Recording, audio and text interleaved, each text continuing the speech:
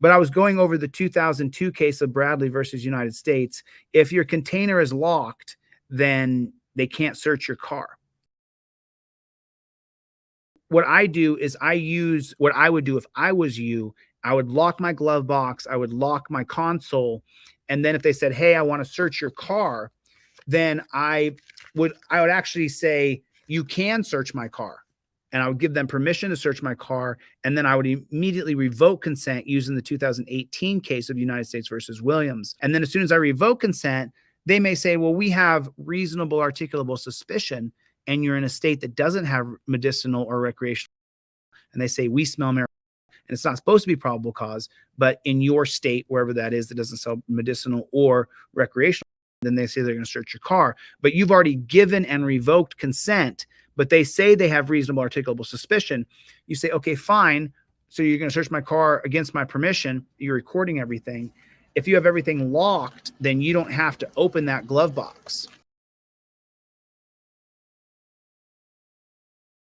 And they have to get a warrant, because it held that there's no effective search consent when cops assert it's their independent right to engage in a search. So if I gave consent and then revoke consent, then I'm playing directly into the defense of using United States versus Bradley 2002. Do you see what I'm saying? You have to use the logic of this.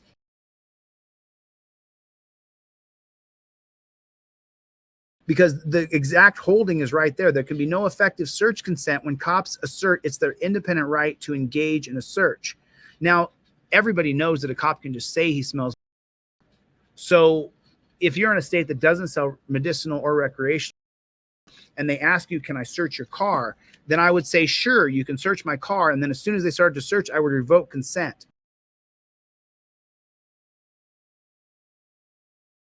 Because the subject of a consensual search has control over the search parameters. He can restrict or terminate it entirely. To revoke consent, you must make a clear statement, unambiguous position. "I revoke the consent to search this vehicle and reserve all my rights in doing so. I do not consent to any searches or seizures." So when I give the cop consent to search the car, I may then immediately turn around and revoke consent. So, but then let's just say that he's a jackboot thug pig, JBTP, and he's going to search the car anyway and try to say that he smells.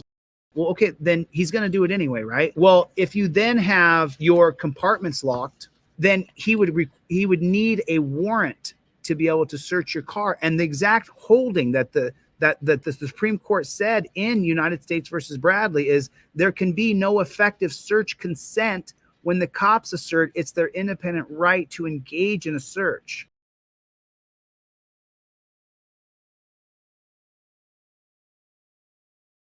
And this is a fact from the court. A closed container or compartment means a container whose contents are not exposed to view. Now I'm coupling up United States versus Williams to actually reserve my rights. When the cop says he's going to search my car, I use US versus Williams and I say, "Sure, you can search my car." As soon as he even touches the car, I then say, "Wait a minute, stop. I revoke consent right now." And then the jackboot thug pig says, "Well, I'm going to search it anyway, so sit back." So you go, "Okay, fine, I'm going to sit back." And he says, "I need the keys to the glove box." You say, "I'm not going to give them to you." He says, "I'm going to arrest you." You say, "I don't care. Arrest me." So he puts you under arrest and you go to jail.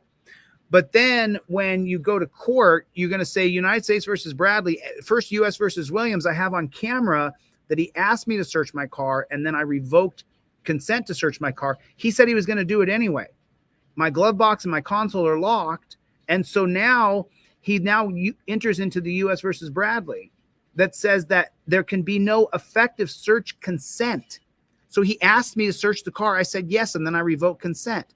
So there can be no effective search consent when cops assert it's their independent right to engage in the search anyway.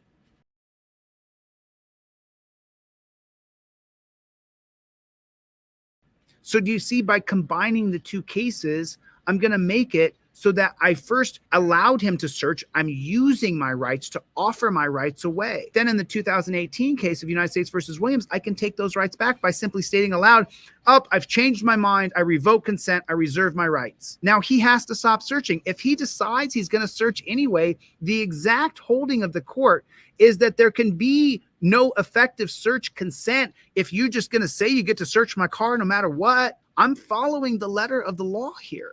literally the letter of the law that was decided in these two cases. They are the final decision. That means that our Constitution is based on U.S. versus Williams and U.S. versus Bradley.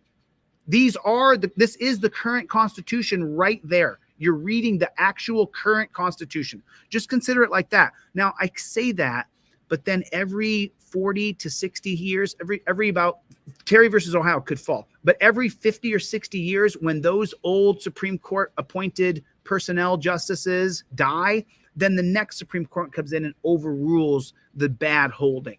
So U.S. versus Bradley could be the Constitution today. In 30, 40, 50, 60 years, the new Supreme Court of appointed oligarchs may say, nah, they got it wrong.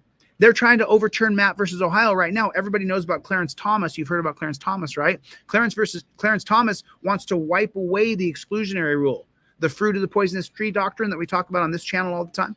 He wants to wipe that away. That any evidence that the cops find, whether they got it illegally or not, is fine. That's what Clarence Thomas, he wants to wipe away Matt versus Ohio 1961, which is where fruit of the poisonous tree doctrine comes from, that says that if I give consent, then revoke consent, and he's going to search my car anyway, and he's getting my locked glove boxes, then anything he finds would be fruit of the poisonous tree because he broke the law. Clarence Thomas wants to do away with that. You talking to the cop and saying, hey, I don't have to open my glove box because United States versus Bradley is one thing. You having the trifold on you and showing the cop United States versus Williams that I revoke consent and I have the right to do it. That's what makes it so it goes around their qualified immunity. Once they're aware of your rights and they break them anyway, you are now absent of qualified immunity. You can get around it that way. You've informed them. You've told them you're filming it. I'm filming this. I'm showing the cop. United States versus Williams says I can revoke consent. I've done so. Stop searching my car. And they say, we're going to search your car anyway. And you say, officer, I'm informing you now you're working outside of qualified immunity. I'm showing you the case law. You have a smartphone. Look it up. Or face my lawsuit. And I will sue. I will sue. All right, listen, I better get the flock out of here. Thanks for coming to my TED Talk. Everybody, God bless you guys. Thank you for the donations. So many of you guys donated tonight. So many new faces and so many old faces who are Team DLZ. Welcome to Team DLZ, everybody. Thanks for coming. I'll see you guys on the next one. Later, Gators. How many case laws on my trifold, on my ebook, on my poster do you know and have memorized? I always keep a trifold in my car. Always. And I gave away my last couple trifolds to people who've been pulled over. If you don't have every single case on my trifold memorized, why don't you? How come you don't? How come you don't? I don't understand. You should know every single case there is. Supreme Court law, because the Supreme Court's our biggest problem. Our biggest problem is the Supreme Court.